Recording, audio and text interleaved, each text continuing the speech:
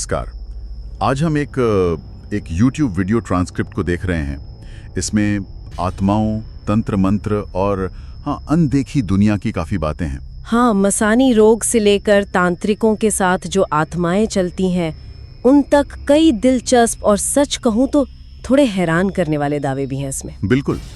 तो चलिए इन दावों को थोड़ा गहराई से समझते हैं, जैसा कि उस स्रोत में बताया गया है। तो शुरुआत में ही मसानी रोग का जिक्र आता है। ये क्या चीज़ है? स्रोत कैसे समझाता है इसे? हाँ, स्रोत के मुताबिक ये मसानी रोग का संबंध शमशान की देवी से है, जिन्हें वहाँ माता मेल्डी कहा गया है। और ये दिलचस्प है कि ये खास तौर पर महिलाओं और लड़कियों पर ही असर डालता है, ऐसा कहा गया है। अच्छा, सिर्फ महिलाओं और लड़कियों पर? जी, स्रोत इस बात पर जोर देता है कि ये मसान मतलब पुरुष आत्मा उससे अलग है। मसानी का संबंध एक तरह से स्त्री ऊर्जा से है। और स्रोत ये भी कह रहा है कि इसका इस्तेमाल मतलब नुकसान पहुंचाने के लिए किया जाता है। बिल्कुल। स्रोत का कहना है कि तांत्रिक लोग इस मसानी विधि का इस्तेमाल करके किसी पुरुष की आत्मा को पीड़ित महिला पर छोड़ सकते हैं। ओह, और इसके लक्षण वगैरह कुछ बताया स्रोत ने? हाँ, लक्षण भी बताए हैं, जैसे बुरे सपने आना जिनमें नग्न लोग या छोटे बच्चे दिख सकते हैं, फिर मासिक धर्म में दिक्कतें, नाभि के नीचे परेशानी और यहाँ तक के गर्भपात भी हो सकता है। गर्भपात मतलब ताकि वंश आगे ना बढ़े? हाँ, बिल्कुल यही कहा गया है। और विवरण तो यहाँ तक है कि ये आत्मा धीरे धीरे शरीर को जैसे दीमक खाती है ना, वैसे खाती है और अपना भोग लेती है। अरे बाप रे, ये तो सुनने में ही काफी डरावना है। अच्छा, इसी से जुड़ा एक और दावा है जो थोड़ा चौंकाने वाला है कि वीडियो में जो बात कर रहे हैं वो अपने साथ 5 आत्माएं रखते हैं। जी हाँ, ये दावा वाकई ध्यान खींचता है। वो व्यक्ति बताते हैं स्रोत में कि ये आत्माएं उनके पुराने केसों से जुड़ी हैं, जिन्हें उन्होंने मंत्रों से बांधा हुआ है। मंत्रों से बांधा हुआ है? 5 आत्माएं? कौन कौन सी आत्माएं हैं ये? उनके अनुसार इनमें एक तो बच्चे की आत्मा है, जिसे स्रोत में कच्चा कलवा या जलोटिया कहा गया है। फिर 2 महिलाओं की और 2 पुरुषों की आत्माएं हैं, जिनमें एक बुजुर्ग भी हैं। एक बच्चे की, 2 महिलाओं की, 2 पुरुषों की। और इनके बारे में कुछ और खास बात, जैसे वो बच्चे की आत्मा या बुजुर्ग वाली? हाँ, बच्चे की आत्मा के बारे में जिक्र है कि वो बहुत ज्यादा खाने की चीजें मांगती थी, जैसे पिज्जा, मैगी। आत्मा ये सब मांगती है? स्रोत में ये लिखा है? हाँ, स्रोत में यही लिखा है। और वो उस लड़के को सोने नहीं देती थी, जिससे उसे निकाला गया था। जहाँ तक बुजुर्ग आत्मा की बात है, उनकी मांग सिर्फ बीड़ी बताई गई है। अच्छा, बीड़ी। और महिला आत्माओं के बारे में? महिला आत्माओं को स्रोत थोड़ा ज्यादा नकारात्मक बताता है सुभाष से, शायद इसलिए कि उनकी मौत अधूरी इच्छाओं के साथ हुई हो या उनका अंतिम संस्कार ठीक से ना हुआ हो, ऐसा अंदाजा लगाया गया है। ये सब तो बहुत अलग है।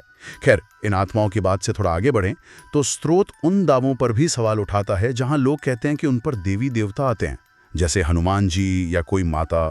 जी, इस पर स्रोत का एक खास तर्क है। वो हनुमान जी के चिरंजीवी होने की बात करते हैं। मतलब क्योंकि वो जीवित है और पृथ्वी पर ही है, तो वो किसी इंसान के शरीर में प्रवेश नहीं कर सकते।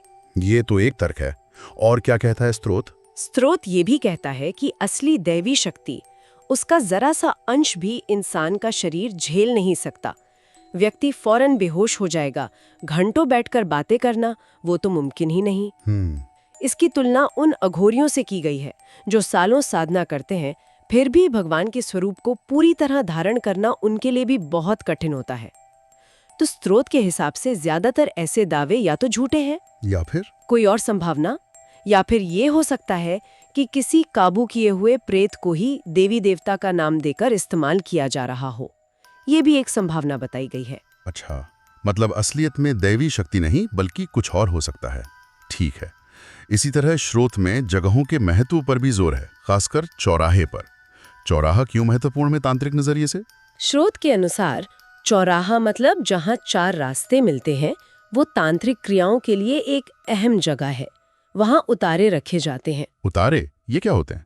उतारा मतलब किसी की बीमारी या कोई नकारात्मक ऊर्जा हटाने के लिए चढ़ाया गया भोग, एक तरह की भेंट। माना जाता है कि चौराहे पर चौगान माता का वास होता है, जो शमशान की देवी का ही रूप है। तो उतारा उनके लिए होता है? हाँ, ये उतारा उनका भोग होता है। और मान्यता ये है कि अगर देवी के भोग लेने से पहले कोई इंसान उसे लांग दे तो वो नकारात्मक ऊर्जा उस लांगने वाले पर आ सकती है। ओह, इसीलिए शायद लोग चौराहे पर पड़ी चीजों को लांगने से बचते हैं। शायद यही वजह है।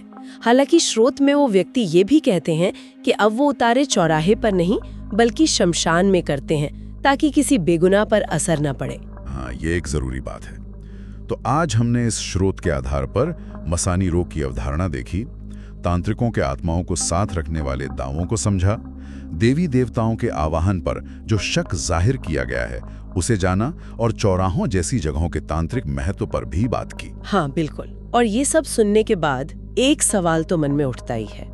स्रोत इन सारी घटनाओं को सिर्फ मानता ही नहीं बल्कि ये भी कहता है कि इन्हें मंत्रों और क्रियाओं से नियंत्रित किया जा सकता है।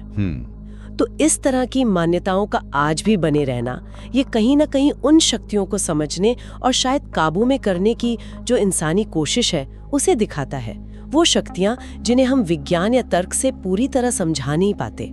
ये सोचने वाली बात जरूर है।